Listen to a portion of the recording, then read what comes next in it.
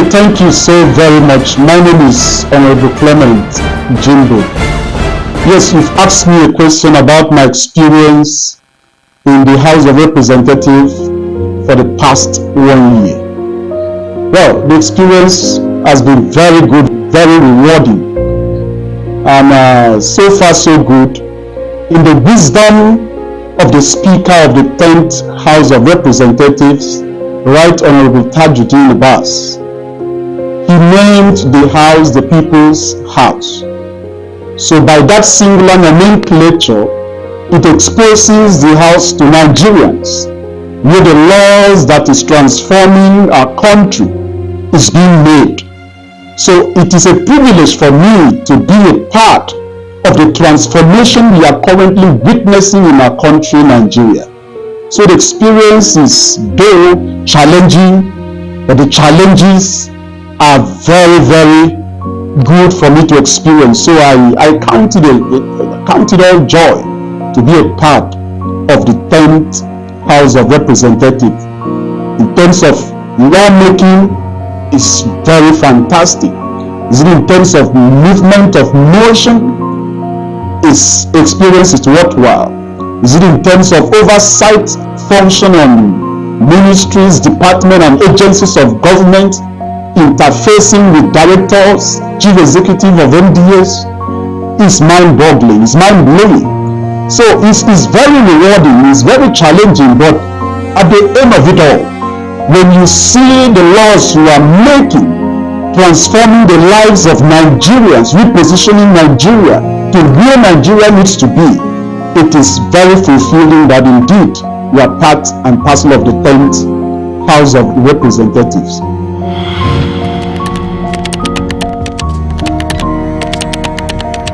Okay, this is actually a very interesting question. It borders on what motivates me to do what I'm doing now. It's a long answer, but I'll be very brief and I'll go straight to the point. I read a book titled From Third World to First, written by Lee Kuan Yew. So when I read that, it motivated me to get involved in politics. And when we say get involved in politics, I mean getting into the heart of politics where things are actually done to affect the majority of Nigerians. So I first in 2018 gave a shot and declared to be the president of the Federal Republic of Nigeria. I ran under the Social Democratic Party. That didn't pan out, but I didn't give up. So in 2023, I decided to run for House of Representatives under the platform of the All Progressives Congress. And by the grace of God, I am seated and talking to you as a member representing Abak Etmekmika Federal Constituency. That is what motivated me. The philosophy behind the term youth slot. Fantastic question. Youth slot is an idea, and youth slot has come to stay. I sat down over the years.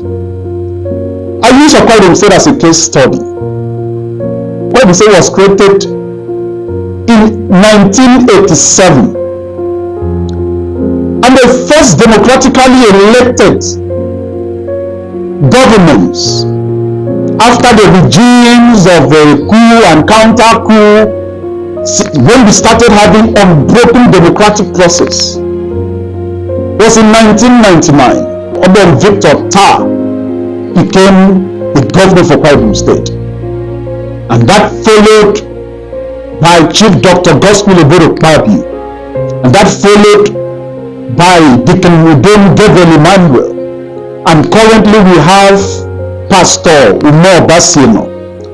And I look at on the table of discussion where political discussions are made, where those that should govern, those that should rule, those that should lead at different layers of government, we are at the majority, which is the youth. So I said to myself, since our elders by the wisdom that God has bestowed on them, ablaze with the ideas of sitting down on the table to discuss who gets what.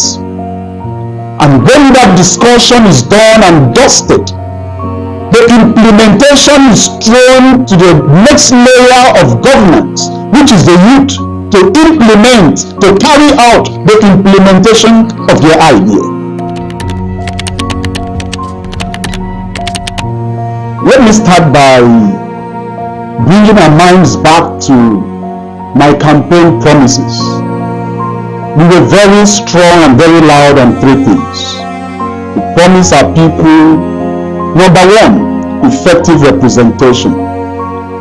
Number two, we promise our people responsible leadership. And number three, we promise our people shared prosperity. Now I'm going to reel out the things that we have accomplished in the last 1 year. And I will let you be the judge whether it fits into effective representation, responsible leadership, and shared prosperity. When we were inaugurated on the 13th of June 2023, on the second day of plenary, I moved my first motion. And the motion was to direct the attention of the federal government to a dilapidated bridge in a back local government area in a community called Obiogum.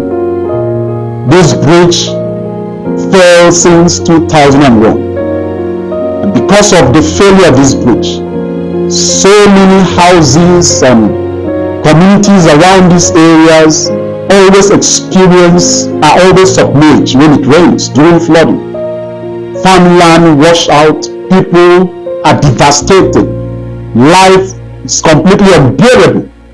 So I moved that motion directing the attention of the federal government to the plight of my people in that very community. And as we speak, by the grace of God, in the 2024 Appropriation Act, which was signed into law on the 31st of December 2023, that particular project has been captured and is currently receiving attention by the federal government. That was my first motion. My second motion was on the plight of retirees in Nigeria. When I look at the 2014 Pension Act that was signed into law, we observe the gaps that are there, where after serving for 30-35 years as a civil servant, and what you are given is a paltry 20-25% of your money, and the 70-75% or 80% are kept by the pension fund administrators, and using this money for all forms of trading, yielding forms of interest, without giving back to the original owners of the money. I said no, something is missing. So upon retiree, let a substantial amount of this money be given to the owners for them to equally use it for different purposes in their life. So that's the two motions we have moved so far, and these are all life-touching motions. Then we move into the bills. So far, the first bill I have moved in the House, I have sponsored in the House, is on the establishment, bill for an act to establish Technology Transfer Commission. And I will take 1 or 2 minutes to shed more light on the import of this very bill. If you look at Nigeria, Nigeria is a plural country. It's a vast country in terms of land mass, in terms of population.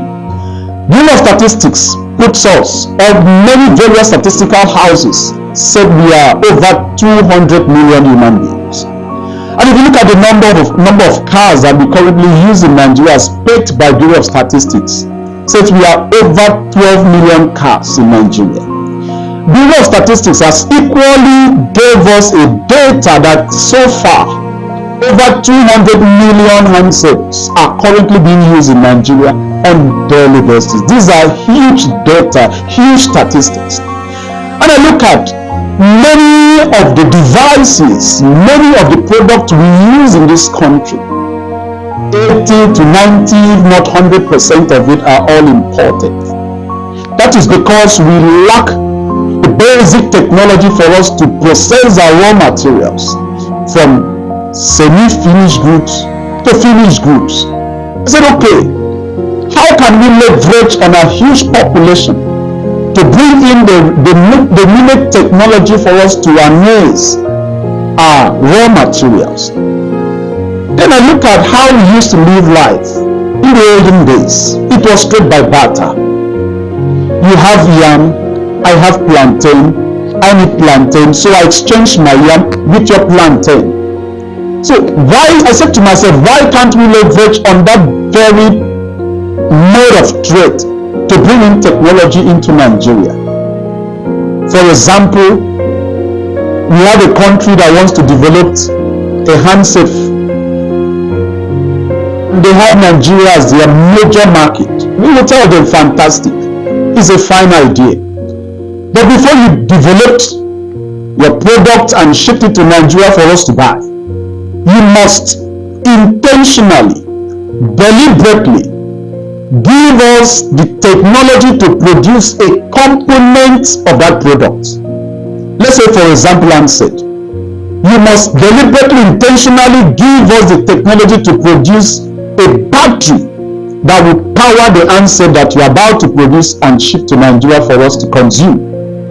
This is what the law intends to achieve. So if a country decides to produce 1 billion copies of handset, we'll tell them, go ahead. But besides the handset, give us the technology to produce the battery that will power the handset. So you produce 1 billion copies of the handset with that battery. We on this other side produce 1 billion copies of the batteries that will power the handset. You ship the handset to us, and we ship the battery to you. So you sell the handset to us maybe at $5 or 1,000 naira or 100,000 naira. We sell the battery to you maybe at $2 or maybe 5,000 naira or 10,000 naira. So with this singular bill, when it becomes a law in Nigeria, it will help create thousands of jobs, millions of jobs for our teeming youths. It will increase our GDP, gross domestic product. It will make us to earn foreign exchange. And it will ultimately help us to move our raw materials from raw materials to finished, to semi-finished and even finished good. But when we want to ask, if this law comes into effect, do we have the raw materials in large quantity to meet the demands? The obvious answer is yes. I really thank God that a couple of days back, the president went to Nasarawa State, the North Central, and commissioned the largest lithium factory in Nigeria. Because one of the major ingredients, raw materials used in the manufacture of battery is lithium. And the quality of lithium we have in Nigeria is the best globally. So we have the raw materials. In Akwa Ibom State we have lithium. In our neighboring state, Cross River, we have lithium. In the north, lithium is everywhere.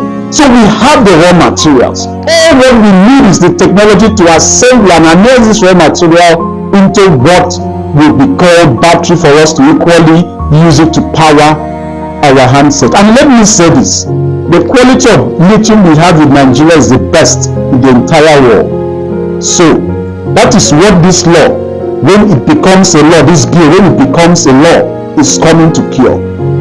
That is the first bill. The second bill that we have equally moved or sponsored in the House is a bill for an act to establish the Federal College of Medical Science Laboratory. This is an establishment of the federal government that is coming to a back local government area.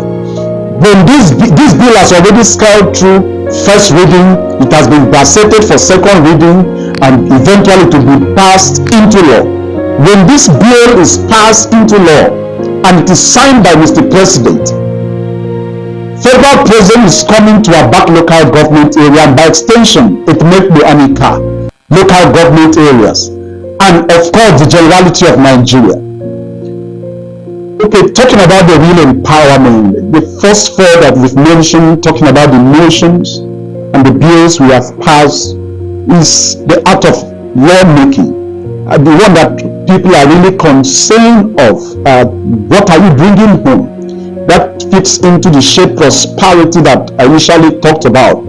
So far, when we were inaugurated, from the first day to date, God has helped us. We've carried out at least 15 live touching empowerments. The first one we did was a renovation of a town hall in Abakoban Ward 3 and made it uncompleted, and as we speak it was completed, commissioned, and the people are making use of that very town hall. The next one we did was we selected about 31 young women across the 3 local government areas, and we trained them on cosmetology, and we gave them a starter pack, which over 70% of them are using that to sustain their life and advance the course of their life. The next one we did was training of our youth on ICT. We engaged our youth, about 70 of them across the 3 local government areas, and we trained them on ICT, and at the end of the training we gave them a brand new laptops. Each of them went home with a brand new laptops, which many of them are equally using that to help their life. The next one we did was we organized a free medical awareness that we reach out to over 2,500 of our constituents across the 3 local government area. We carried out minor dental surgery, diagnosed, and we equally gave them free medicine to take care of those illnesses. Is on record.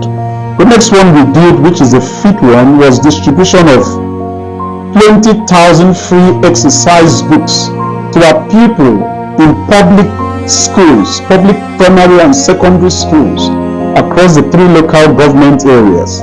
Alongside the distribution of those exercise books, we equally distributed cartons of chalks, because we discovered that the state government is trying because of the free and compulsory education that is in Akwa Ibom State.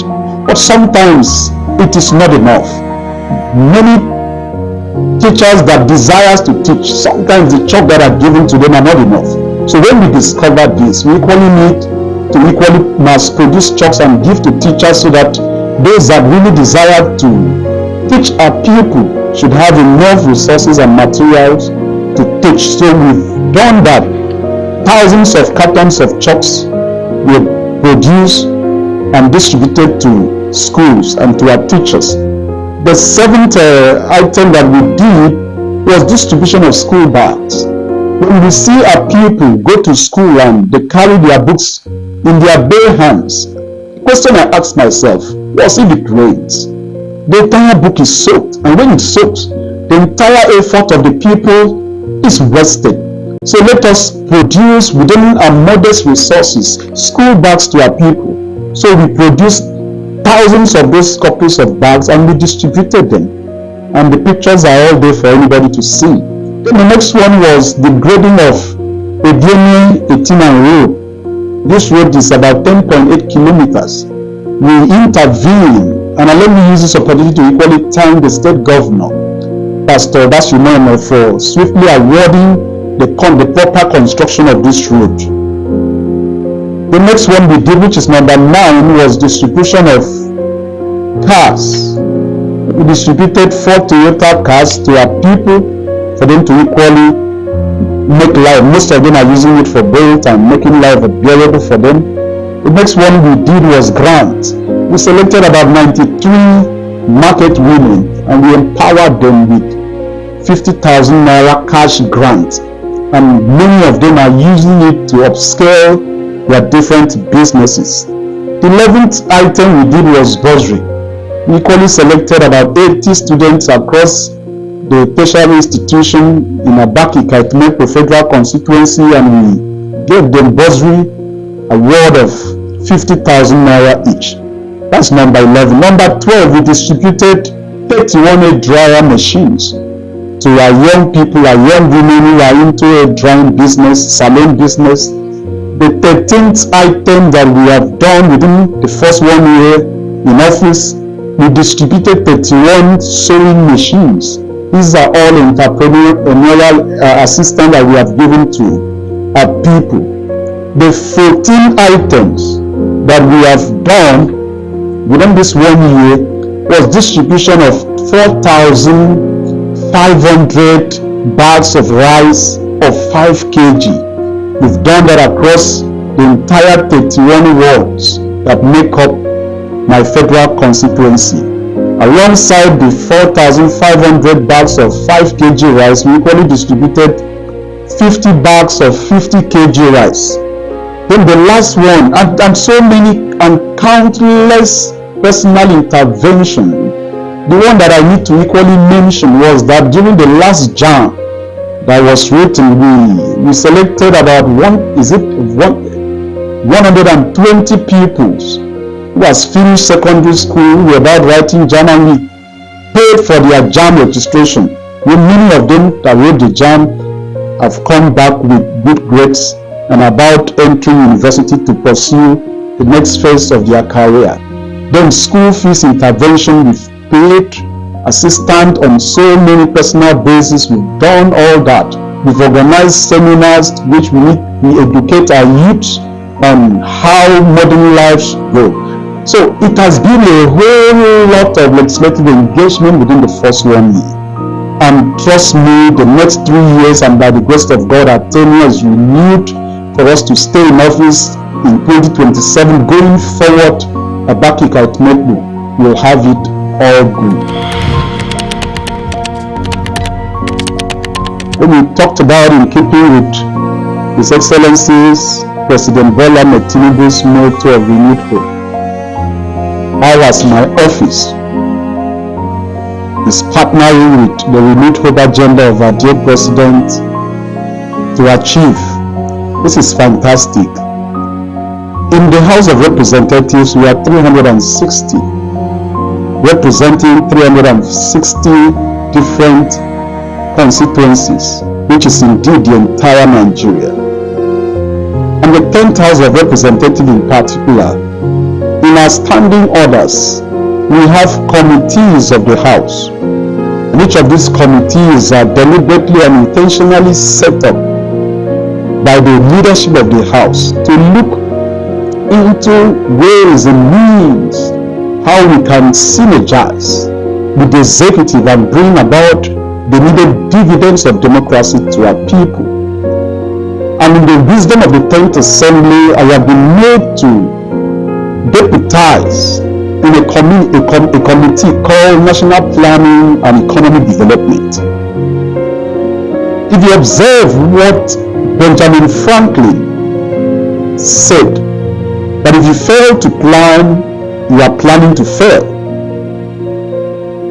There was an act of parliament in 1993 that gave birth to National Planning Commission. But due to failure of successive administration from that time, it rendered that very commission redundant. Many of our best brains that we saddle with the responsibility in this very commission to plan for our country had left. Many left the shores of Nigeria. Many looked elsewhere. This very commission and the responsibility that this commission was to do for Nigeria was left to rot. So in the wisdom of the 10th House of Representatives, my committee, which I'm a member as a deputy chairman, led by my able chairman, Right Honorable Ibrahim Isiaka, has enacted, the bill has passed through first reading to bring to bed or to revitalize, to revamp, to rejig this very commission. Where many of our data that we need to run Nigeria will be domiciled. Where Nigeria will actually know what we need to have for the first 10 years, the next 20 years, the next 30 years. This is planning, coupled with the wisdom that is already in the Bureau of Statistics. So this committee of the House is really doing a whole lot in order to bring Nigeria as with the same level with any other nations on planet Earth. It's all about planning. And since I am an integral member of that planning, that committee, we are working in synergy with the executive to see to it that the lofty policies of our dear president in the renewed hope mantra see the light of the day.